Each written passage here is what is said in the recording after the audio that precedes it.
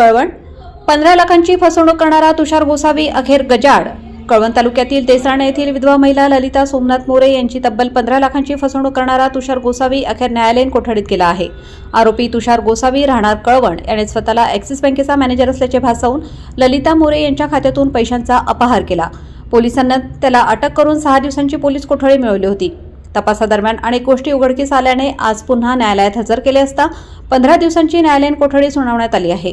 आता तुषार गोसावीला 19 मार्चपर्यंत नाशिकच्या सेंट्रल जेलमध्ये ठेवले जाणार आहे। या प्रकरणात अजून कोणी सामील आहे का याचा शोध पोलीस घेत आहेत। गोसावीचा मास्टरमाइंड कोण, फसवलेले पैसे कुठे गेले याचा शोध काढण्यासाठी पोलिसांचा कसून तपास सुरू आहे।